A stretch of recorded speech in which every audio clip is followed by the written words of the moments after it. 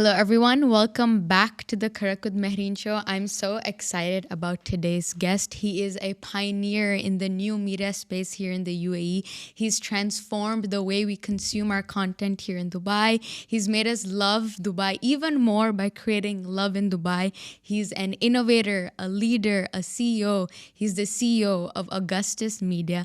Let me please welcome Richard Fitzgerald. Great to be on Karak, and I have the Karak here with Mehreen, even a logo as well. So nice to be on your podcast. Yes, I'm very happy that you're here. It's very, very exciting. And I wanted to talk about a couple of different topics today in this conversation. I wanted to start with going into a little bit on the entrepreneurship space and how that's been like before moving into media and how media influences our perceptions. So to start off, just generally, how has your entrepreneurial journey been like? How do you feel so far about everything that you've done so far? I saw a video of you talking about how you've always had this entrepreneurial spirit in you. So I just want to start off by asking you how that journey's been. Yeah, I mean, all the stereotypes about entrepreneurial life, they, we tick all the boxes. Okay. I resonate with them all, like the ups and downs, the highs and lows, the rock bottoms, the sort of like all the different challenges, the restfulness at different stages, even now, all the cliches like, about always being day one and always building and all these sort of things. I started this business in 2015. So I was 32 and I'd been 10 years in agencies and workforces. And in those 10 years, I always had ideas to set up my own business. And I also felt that I was entrepreneurial. I was being an entrepreneur within large multinationals because I was building business units and learning P&L and hiring. So I was kind of scratching that itch, but I wasn't doing it for myself. But I didn't really, for me, being an entrepreneur isn't necessarily doing it for yourself. It's just, it's the challenge of figuring things out.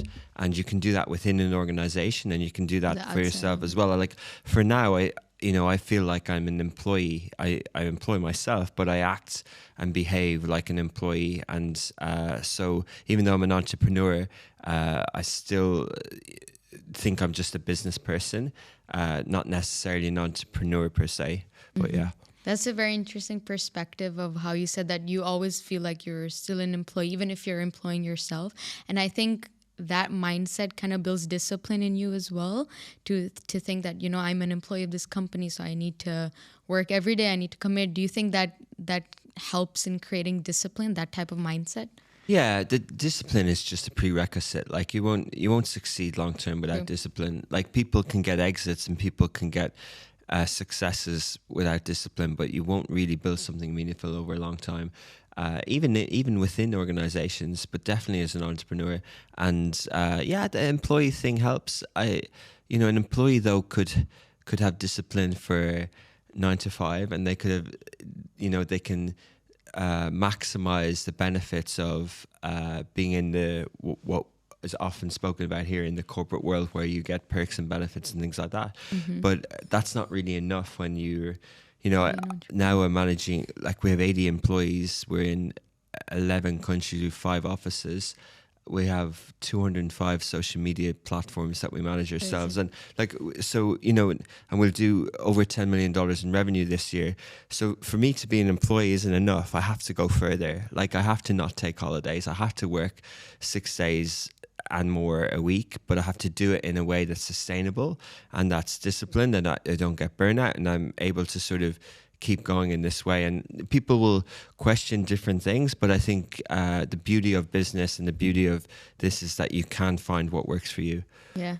I think, first of all, congratulations on everything that you've done. It's absolutely crazy and so cool.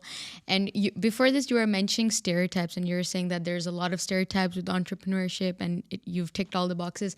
But one of the stereotypes is the glorification of entrepreneurship as well on social media. This idea that you should quit your 9 to 5, and only when you start your own business, that's what success is. What do you think of that mindset? I know you are an entrepreneur. Of course, you must enjoy it a lot, but there's a lot of challenges to it. But what do you think of this idea of glorifying leaving your 9 to 5 to be an entrepreneur? I don't believe in it. I don't believe in this. People say I left the corporate world. No, like what is this phrase? What is this thing? Like, what is this image? Influencers keep talking about it, especially in Dubai, and I just don't agree with it. Like, I didn't leave the corporate world. I'm an employee, yet I own my business. So what is this leaving the corporate world thing? And and then the other thing is that there are no shortcuts, right? And if something is glorified on social media that you can get an exit, you can raise money, there are no shortcuts. Yeah. Like, and if there are, it's borderline fraud. Like, if you're selling a dream and the dream doesn't happen and you make a few million on the way up and you get out at the right time, that's speculation. Right, like that. There's no substance in that, and good luck to people who do it. But it's just not for me. And when I started this business, I wrote down a mission to be the preferred media company choice in the Middle East and North Africa, and I knew it was a decades-long building approach. And we're not even in the first decade, and I could think it might take 5, 6, 7, 8 decades to do. And so where's the glory? Where's the exit there? Where's the it's a building project. Yeah. It's a vision. It's a plan. And I don't necessarily think that it's about leaving the corporate world or glorifying an exit, because I don't think there's shortcuts. I think when I started it out, I kind of thought, okay, well, I was working in social media for 10 years and I saw all these tech platforms growing up. And I thought, could have thought, oh, will I go work for them or will I go build one? But what I kind of decided in the end was that, like, working for them is just sort of like, you're just a cog. Or, I didn't really aspire to live my life spending 20, 30 years working under a CEO who's 20, 30 years younger than me, and it's like a tech company or whatever.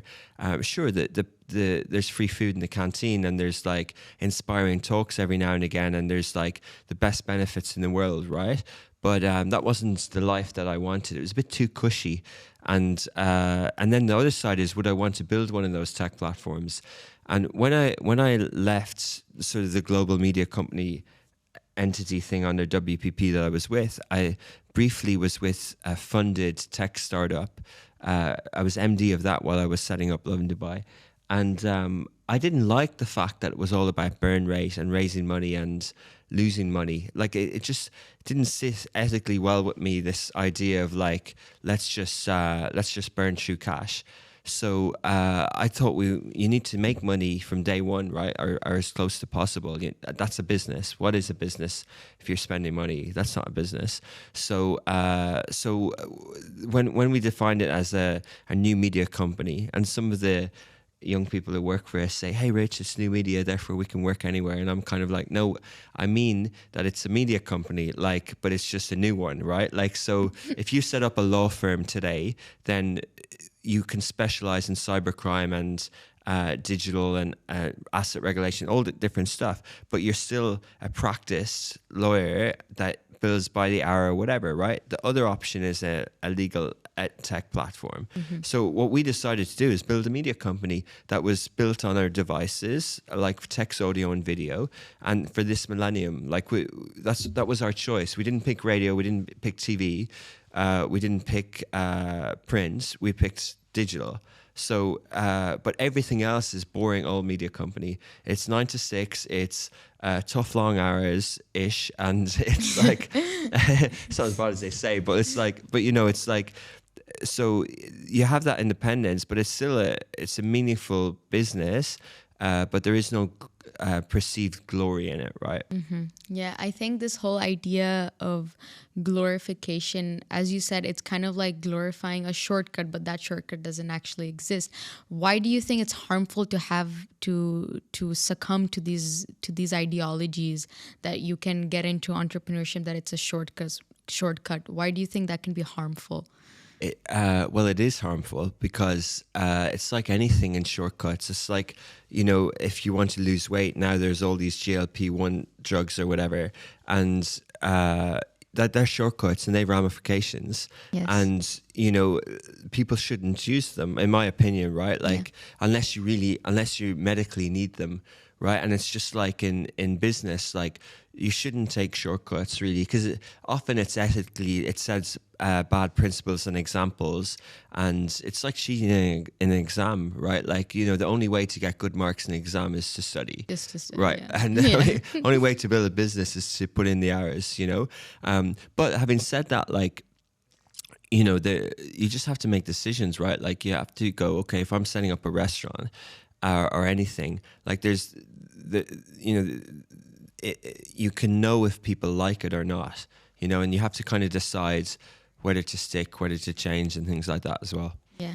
Yeah, I think when you were talking about new media and getting into the new media space, I think new media is definitely a really cool industry that's booming, because it is, as you said, it's at the touch of our buttons, like it's at the touch of our fingers. So why do you think new media has become something that's so popularized, that's become something so accessible? What do you think is the significance of new media? There are massive significance, one of which is this chat right now, right? Like podcasting, creator economy. There's just it's total disruption of an industry, yet at the same time it's still the same industry. It's still content. It's just been democratized. The walls have been broken down. The old business models, the walled gardens, the whole control is gone. And but it's still a media business. It's still the same thing, right? Like we're creating content just like the radio did, and there's someone. This is the media, and then that we're talking. That's media, and then the medium is the way the person listens to this. So whether they listen to it through a podcast app or whether they see a cut of this on a streaming service and distribution, it's the same thing. So you have to just understand the parameters around that, and you have to understand, well, where do you fit into this, and is there a role for a media company today?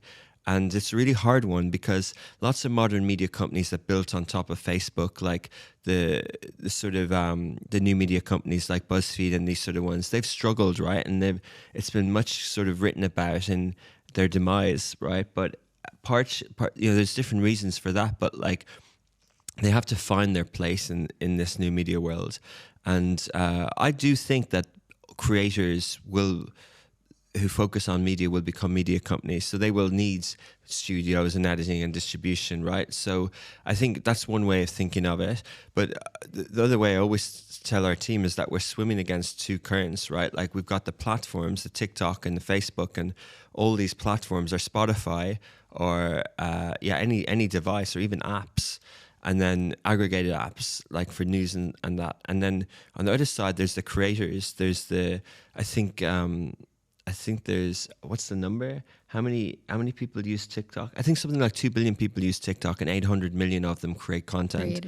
So if there's 800 million people creating content, then that's no longer Disney, right? Like the one content creator or whatever. So so it becomes really, really hard to find that voice and find your play in the world. And some people lean heavily into premium content and it works for them.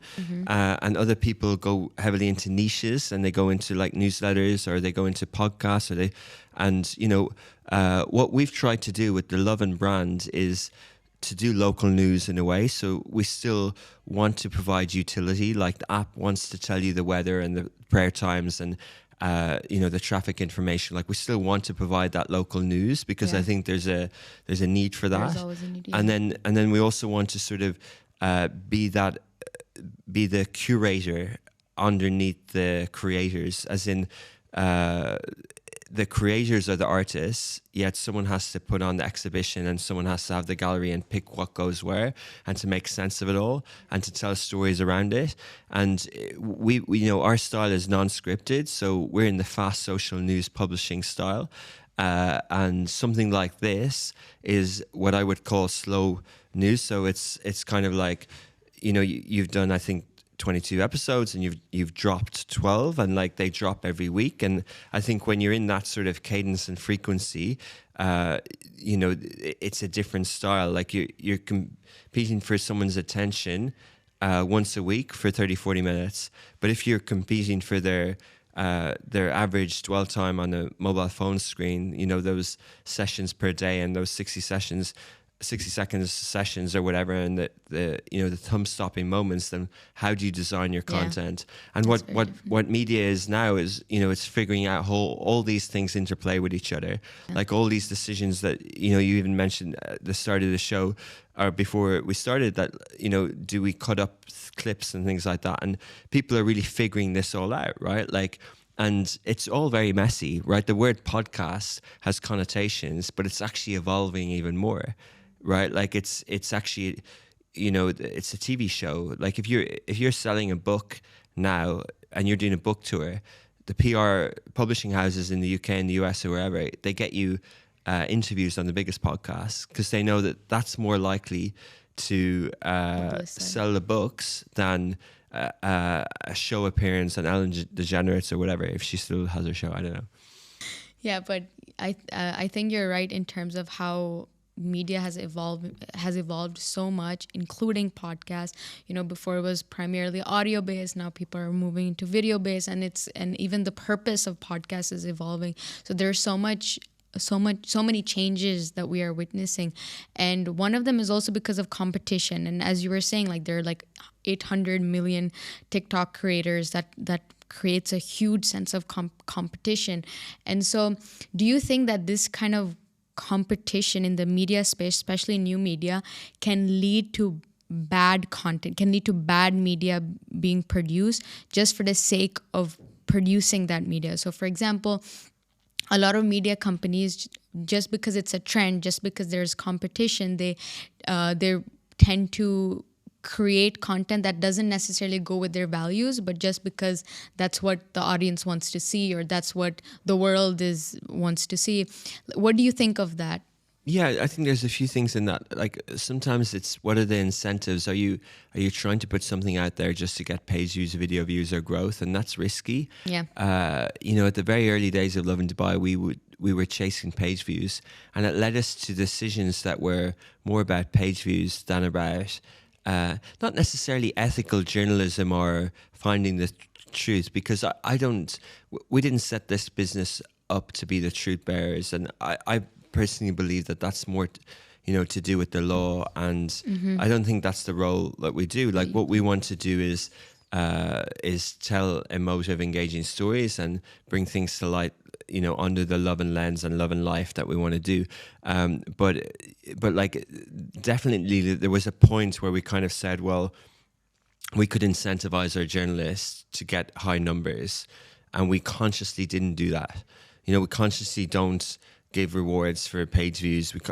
We keep an eye on them, like you keep an eye on your customers or your revenue. So we understand where our audience is, but we don't necessarily make decisions just to chase numbers. And because I think companies elsewhere have had pitfalls on this, and we've learned from their mistakes. Exactly. And I don't want to go down that path. Now, at the same time, with fast social publishing, sometimes it looks like we're going fast. It looks like we're making decisions just for numbers. But actually, I think that we're not designed that way. And that's just a default of there is no deadline anymore. You know, it's not like wait for the print deadline and you get everything ready all week and you have 10 editors to check copy before it goes out. Like when I say there is no deadline, I mean there is no deadline. Like, it's not like it's not like 5 minutes. No, like that's too late. Like it's like how fast can you go? So and we design around that as well. So I think and then the other side of it is I mean, like when everything becomes abundant and when everything's commoditized and when everything's cheap to do, sure, you're going to get some crap, right? Like, you know, if you invest more and more in content, if you put talented people who have had careers and who have you know, copywriters, script writers, like the work that they produce can be amazing, right? Like can be the most talented work in the world, like whether it's theater, whether it's movies, whether it's spectacular books, like they can be life-changing. Content can be life-changing, and then it can be crap. Yeah, you know? exactly. But at the same time, you know, like the beauty of it is going back to what we were saying. It's all there aren't kind of no rules, right? Like it's all, you know, who's to say what's the word? Like, who's the holder of this truth? Like, who's to say what is good content now? And I think that's what's made people blow up on TikTok or on YouTube, is that this sort of relatable, direct content can be really good as well. So yeah. Yeah, I think it's an interesting idea to think that content can have so many different forms. Like there's no, as you were saying, there's no right or wrong way. It's just a way that may work for you or may not. And so some content that's more relatable has worked, some content that's more like educational has worked. So I think that's the beauty of content, as you were saying, that it can take all these different forms, which is very interesting, especially as our times are moving and evolving. One thing that I wanted to know more about, that I was curious about, was before you moved here, I believe you worked in the UK, right? So how do you compare the landscape there versus here in terms of like the working environment, in terms of the media space? What do you think of that? Yeah, I graduated in 2006 and I worked in Dublin, Ireland until 2009. And I worked in London until 2012. So when I came here, I was 28, and the years that I had in Dublin and London were in my 20s, and I liked being in those cities at that time. I liked sort of running around the city on my bike, like just figuring out, going to art galleries, going to football games, almost living an extended student life. I didn't have much money and I was packing my own lunch and stuff like that. So when I got here, it was a different life, right? Yeah. Like I had a bit more money, I was driving and all this sort of stuff. So there's definitely a difference in my experience. But at the same time, in terms of the markets, it's like any emerging economy. It's when the total sum of the parts are less, then the total number of experts in that market are less. Yeah. So when you've got in London, it was the same with Dublin to London. In London, you had way more sophisticated number of people working in specialist areas. Mm-hmm. So I remember I was working in Dublin. I think I had 10 or 11 clients on my roster. I had 3 people on the account service team. And of those clients, we did email marketing, we did social media, we did banners, ads. Like when display was big, we built widgets and apps, we built games for Coca-Cola. Like there was nothing, we did production shoots. There was nothing we didn't do in digital. And then I joined what became the biggest social media agency in the world in London. And I had one client and one account. And I was just like, hang on, like I'm kind of bored here, right? Like I had all these things that I was doing, and then I was doing and now one. You're only doing one. But when there's more money in digital in London, they were able to hire more people for each thing. So they were able to divide the work. Yeah, more, and it goes down to the statistic of like back then, 10% of total media budgets in Ireland were spent on digital. And in London, it was 30-40%. And when I came to Dubai in 2012, it was about 10%. Now it's 50-60. And some clients spend 100% of their marketing budget on digital, right? And that's in 10, 11 years. So basically now, when you look around, agencies can have anyone working in marketing or content can have skills for different areas. And also the reality is that these skills keep evolving. You know, back then the SEO was important. Now prompts for AI are important. Yeah, it's crazy how much you evolved, right? Yeah, I think talking about media and the evolution of media and how much we're investing a lot more in the digital space now when you compare before like 10 years and now. But it's also dangerous because media can result in good consequences and bad. And so it really depends on what content you're producing. What is it that you're trying to say in that content? And so I think media has been used to manipulate people. It's been used to brainwash people. It's been used for all types of things. So what do you think of this dangerous side of media, this side of manipulation when it comes to media? It's obviously bad. Like I don't agree with it. And it goes back to, I see business as good. You know, when some people say, like in Arabic, shuggle or business is business, and it's like Machiavellian, like the end justifies the means. Like that's just bad branding for business, because my worldview is that business can bring prosperity to people's lives, and it can make dreams come true. It can provide families. It can provide,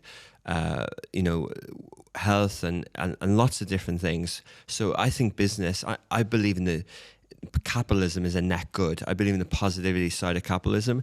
And if you run a media company like that, then you're obviously trying to do good with business, right? Like of the 80 people who work for us, like I know how many dads there are and how many kids there are and how many of those kids have been going through school because of what our business is generating in Dubai, in a city that created the economy. We didn't create the economy, right? Like we're just playing a role here, but like we're sort of navigating ourselves. So first and foremost, there's that side of it. And then there's, if you start off in a place like that, then your agenda isn't something manipulative, or your agenda doesn't become something else, right?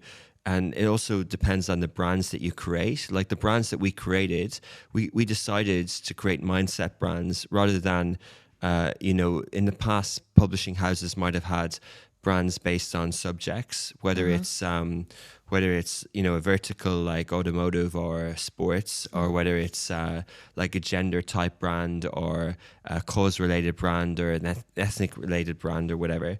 And we decided to create mindset brands. So Lovin is a mindset brand, and people go, "Oh, who's your age group?" I say, well, I kind of know from the stats, but we're actually trying to appeal to everyone who has this mindset of YOLO, loving life, a little bit of a meme, a little bit of a joke, but actually kind of also wants to stay in touch with the world and wants to know where to travel, what to do, where to go, right? So that's loving life. It's positive, it's populist, it's mainstream. And then the second brand, Smashy, SMASHI, with the mallet, right? That brand, the tagline is for the driven, the dreamers, the doers. And that's built on the mindset that there's a young cohort of people in the Middle East and North Africa who want economic prosperity, right? And because I was working in a social media agency, and we had clients with 13 offices across the region. And my job was to go to all of these countries, from Tunis to Egypt to Iraq to Kuwait to Bahrain to Jordan, and to talk to these clients, and then to create Facebook pages for them, right? And to build content calendars for them. And we did it cheaply in an office. I built a department in Beirut. So I hired like 30 trilingual graduates to make the economics work. And, there's every mistake that can happen there: dialect, working hours, all sorts of things, lots of lessons learned. But the experience of traveling the region, seeing people, meant that I thought, okay, well, let's try and create a brand for that. So we're actually trying to celebrate people's successes, right? So, but going back to the question, yeah, like there is, but I think it's up to us to be discerning enough, to educate ourselves enough, to have our own view. And what's happening a lot on social media now is that we have access to information, but we're not necessarily in control of our emotions, and we sort of get triggered and we sort of jump in and we let that information manipulate us rather than the other way around, And I think that's rather than saying, oh, the media is bad. Well, yeah, but you have a responsibility as well, like you have a responsibility not to harm others with your toxic behavior online, not to bully others, not to, and you can control a lot of what you consume, right? So rather than playing the victim all the time and saying media is bad as well, right? Like, well, so there's lots of substances that are bad, just don't take them, right?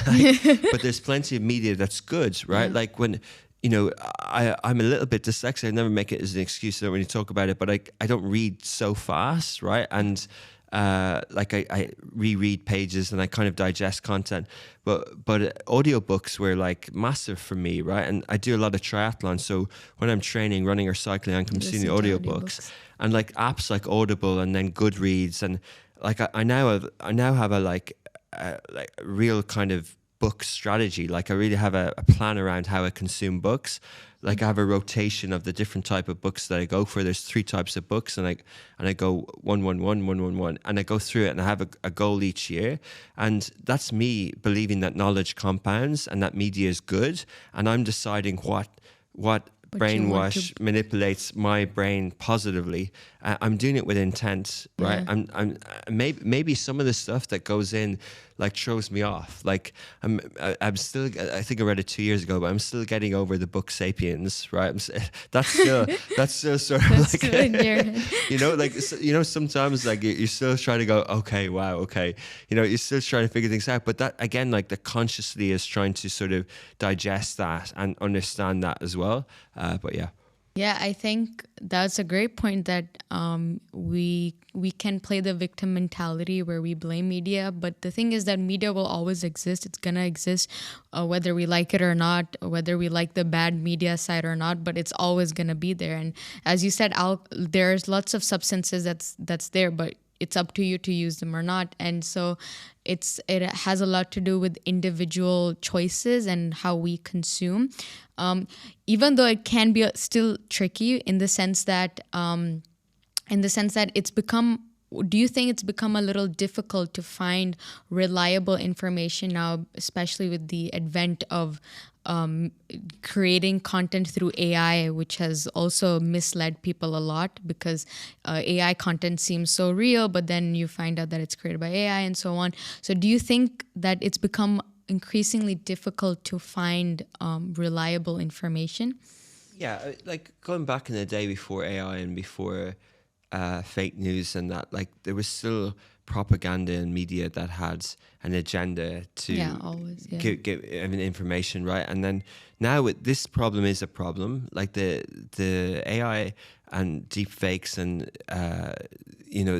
like it always comes up around US elections and all this sort of stuff, right? Like it's definitely a problem.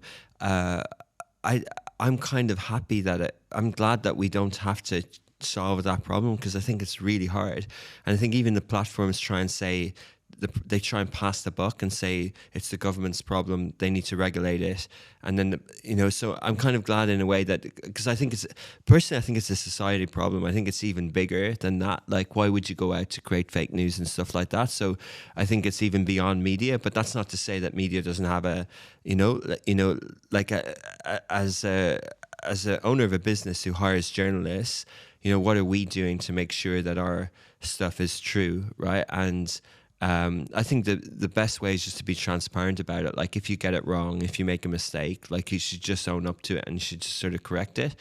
But I think it's a starting point of not setting out to deceive people and things like that. It's not, if you set out to create bots or to create lots of deep fakes or to manipulate or mislead and put loads of fake content up there, then that's not good. But if you intently never, if you can look yourself in the mirror and go, I never actually tried to intently lie online, right? Like, or to create something that I know is wrong just to mislead someone, but knowing that there's going to be mistakes, then I think that's a starting point. Yeah, I think it has to do with like your agenda, your personal intentions, and we can't control people's intentions. That's just how some individuals are. So it's really like how you personally choose to live your life, personally choose to consume content, to create content, and it has a lot to do with that. And talking about media and how media can be used for good and bad, how important do you think media is in fighting for social good, in fighting for change? I know you were saying that Lovin Dubai and the whole Lovin brand is mostly about mindset. It's also about local news and things along those lines. How important do you think is this element of media as well? Again, I think media and content is important in cause-related things, right? Like my brother has a comms activist agency in San Francisco, and they work a lot with media for cause-related things over there with the largest NGOs in the US. So I'm very aware of how the ecosystem around cause-related work works with media. Sometimes I'd be so surprised to hear the backstory of how the front cover of Time magazine came about, and to know that that's related to an NGO paying a comms agency, finding that story, and all intents and purpose, it's a very revealing story and it's very interesting, and it's not paid for. But there's there is a cause around it, right? Like, and sometimes it's fighting big tech, or sometimes it's fighting regulation, and sometimes it's profile pieces for politicians or leaders or different things, right? So again, going back to that point of like understanding media and where things come from and how things sort of end up manipulating or persuading or whatever. Same with marketing. But like, it's interesting. I think, not to blow our own trumpet, and I don't like doing this, but I think some of the things that Lovin Dubai has done over the 8 years has helped people see things in a different way. And I remember, there were some stories that journalists did that were kind of cause related in other titles, whether it was for kind of, say, let's say delivery drivers or something like this. And, if you do it with an intent that's kind of like fighting the system, or if you do it because you think it's injustice, and you have a disregard for your employers or the leadership or something like that, then that's not the way to do it. And now, I'm not saying that we set out to have any cause related. We didn't. But what we found was that the public, just like they send to the police, and just like in the old school of the Majlis or whatever, the public would send a lot of content, and you could feel the sentiment over the years of what people feel. Just like, 8-10 years ago, if we did an article about like that plastic bags are going to be charged for in a supermarket, no one would care. If we do it now, it'll be shared 10,000 times, right? So you could tell that the city was becoming more environmentally aware, just by the data and the feedback and the reaction of people. And similarly with understanding and being aware of different cultures and different ethnic groups and different societies and the disparity in incomes, we were seeing this, right? We were seeing that people were sending us videos. If delivery drivers were slipping on the road, or if they were coming to the door and they were parched and they didn't have water, right? Or if some cafes were segregating people, or others were being welcome and putting water up for free, right? And by doing, say, 100 or 200 of those stories, showing faces of people, like, I think that was a much more subtle way, and it was not intended to be, but I think that it's definitely made us more of a one society, and it's made us look people in the eye at the door, smile, see them as a human, and say thank you. And I think it sounds really like I'm saying we did a lot, but like, and I hope no one listens to this because it sounds like I'm bragging, but like, no. and I won't cut this piece, but it's like, your question was around cause related and things like that, but if you literally reflect society and reflect the good in humans and the good in people, then that can actually show, consumer media can actually celebrate good deeds, and there will be a lot of trolls, there will be a lot of cynics, there will be a lot of critics. Anytime someone does something good and they send it to us, people say they faked it, or they just want 50,000 dirhams for saving a cat or whatever, right? But we actually see that there is a lot of good out there, so we try and celebrate it because that's the brand. But yeah. So you think the right way to do it is to have the intention of celebrating the good rather than trying to target the bad? Yeah, I'm not going back, my worldview is about prosperity and capitalism and things like that. So I don't come from a strong human rights advocate. Like, I think we create our own world, relatively. I think everyone's dealt a different cards, but we've all dealt cards, right? We've all relatively got oxygen, so we can all do something. So it's just your outlook, like glass half full, glass half empty, or whatever. And so I'm not coming from it from a like cause related media human rights point of view or anything like that. Like so I think that helps me, and then have a little bit of a neutral view on some of these things to see how our platform or others sort of can be part of that society change. And that's why I think it's important. And sometimes it harms us, sometimes it's stressful with some of the content we do, sometimes it causes legal trouble, sometimes it gets us less advertisers.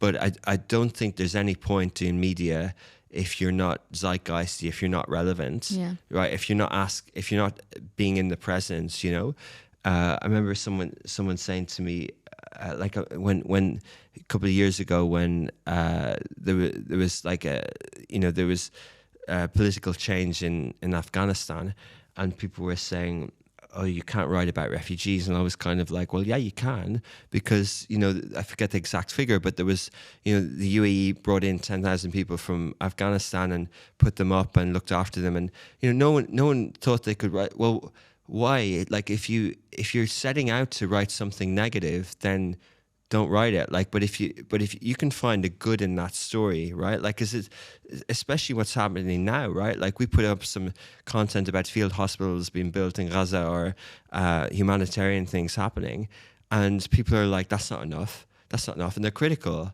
And because of the sort of the governance and the media, like, we don't let those comments be there, because it is good what's being done, right? And you have to appreciate that good. Yeah. In the worst possible situation that the world has faced in recent times, that is a good thing, right? And anyone who thinks it's not enough or not a good thing is just wrong, So, yeah.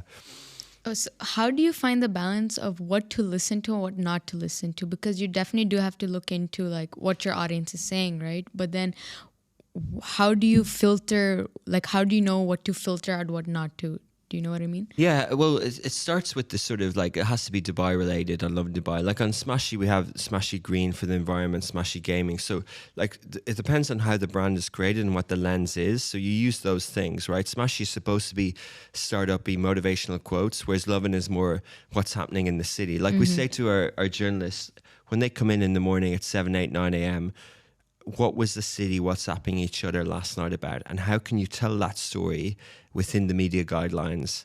How do you get that out in a contextual way, right? And then people will feel that we have the pulse of the city, right? So there's that. And then it's like, and then there's just some things like in the past, when tabloids were on, when newspapers were on shelves and people would pass by, the slogan, the phrase around the editor picking the headline of the front page was, if it bleeds, it leads. So the more gruesome is on the front page because that catches the eye and that gets someone to pick it up and buy it, right?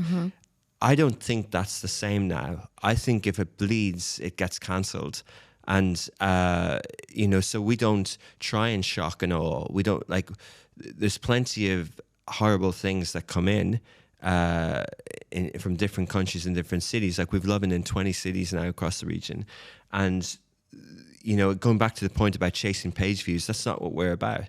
Not to say that like it's all about good news and only smiley happy thing. No, like there is some harsh truths and there's some reality, but we're not just chasing the bleed part, because if you do, I do think that like people can call your bluff on it and go, we know what you're trying to do. You're trying to shock us just so you get page views. So we're going to cancel you and we're going to boycott you. So I think you need to be aware of the impact that you're having, and some of that stuff gets filtered out as well. Interesting. And you were talking about being cancelled, and this has also been a huge thing that people have started to consider when posting content is cancel culture. What is your viewpoint on cancel culture? It's not actually being cancelled. Yeah. So it's funny, like being cancelled. Like I think being cancelled is like 2-3 weeks. I think that's what being cancelled is. Oh really? You think it's I don't think you get cancelled for like you don't completely permanently get cancelled. No, it depends on your crime, right? But yeah, I think, of course. I think a lot of social media is fleeting, and I think a lot of it is like people get triggered, people get caught up in emotions, and how you deal with it at that time. It can be stressful on you if you get cancelled, but sometimes when people get cancelled, their career takes off because they get awareness. Yeah, that's true. So, but no, I don't necessarily think that people get. When people are cancelled, I think it's got a time lapse on it in general, and I think you've got to own the narrative. You've got to. If you're being cancelled for the wrong reason, you shouldn't reply to every troll, right? Like you should just sort of understand what's happening here. It's like crisis management, and you should get out on your own voice and your own platform and say what it is that whether it's an apology or explain, and then try and understand the factors that went into that cancelling. And a lot of it is the temperature of the room, a lot of it is the timing. And when people are at boiling point, then they will cancel anything. right? Like True. they will just, and it's loud, and it's, you know, it's literally like a pan with boiling water. Like that's what it's like. So, you know, so I don't think that that's the time to, like, that's the time you're going to get cancelled. But yeah, no, like it does. Also, the people who get cancelled as well, like they're just people with, you know, they're just people with, they're being shouted out of the room, right? Like they're people who have emotions, have feelings as well, you know. But sometimes people are insensitive and they deserve to be shot down, and, you know, like not figuratively, they deserve to be told that they're wrong, and like that's the great thing about social media as well. But there's many times over the years where people have cancelled us over some things, and we sort of take, we don't get triggered by it, as in we don't get precious on it. We take the heat, right? Whereas I think some influencers delete posts and hide away from it. Yeah. The only time that we really do that or turn off the comments is if the comments are triggering society, or they're toxic, or they're hate speech, or they're against the leadership or anything like that. Then that's against the law, right? So we turn off that and we block that. But if people are having a go on Lovin Dubai because they disagree or they don't like what they're seeing, yet what we've posted is within the media guidelines, is perfectly factual, but people just don't like it, and they go, how dare you, how dare you, how dare you, right? I think there's double standards a lot there. So we just take it on the chin, like we get attacked, and, you know, a week later we'll do something that they absolutely love, and then they'll be like, you know, sometimes we do stories about animals and like stray cats and things like that. And a lot of people thank us so much, and like shelters, and really appreciative. Like we might have done 99 positive stories, and then we'll do one story of like a dog dancing in a shop and in a glass cage, and people will kill us. People will go, he's not dancing to the tune of the music. He's dancing because he's in a cage and he wants to get out. And we're like, well, yeah, okay, but this place who's selling animals, right, has a license, and this place is regulated, so they're not actually doing anything illegal. You're just getting triggered by the emotion of that big video in your feed, and you're just having a go. And in 72 hours, you'll have calmed down, you know? And this business will still provide homes for these dogs, and for the society who wants to actually buy a pet in a regulated way with the right thing. And if that business is doing something wrong, we can trust that the municipality will shut them down. Take the care of it. Yeah. Like, do you know what I mean? Yeah. So it's like, but like in the heat of that moment, we can feel like, oh my God, the world is going to cancel us, and the jobs and people that we have are going to be out of jobs because we posted a video of a dog dancing.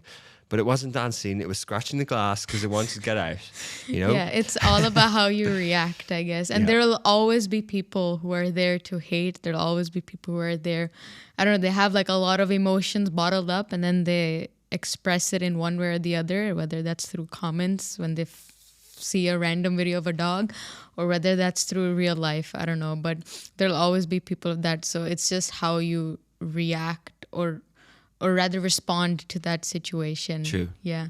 Thank you very much. The 1 hour has passed. Surprisingly, this flew by, in my opinion.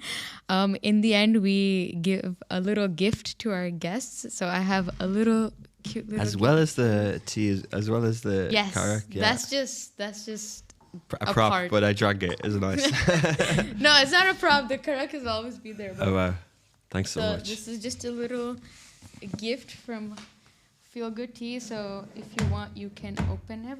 Hello everyone, I'm so excited to introduce my partnership with Feel Good Tea. They're this amazing company that sells these beautiful tea boxes with a variety of tea flavors, which I'll showcase to you by opening this beautiful box. So as you can see, there's all these variety of flavors that are delicious, and Feel Good Tea, they truly value the love for tea that we, Karak with Mehreen, value as well. They love having tea. They love having conversations over tea. So because of this, I'm so excited for this partnership. And you can get this beautiful box too for yourself or for your family or friends using this discount code on the screen. Yeah. Yeah. So it's like a tea box. So there's lots of different tea spices in here. Yeah. Yeah. I You like tea? I hope you do. do. Yeah. I do. I will go through one of them every weekend for the next few weeks. So yeah, Yay. don't worry. Perfect. Perfect. Thanks a lot. Thank you very much for your time. This is Thank you. awesome. Do you want to take? We'll just cheese at the camera and then we'll take a picture. Okay. So, cheese. Cheese. Perfect. That was In good. the end, we do a little cheers. Cheers.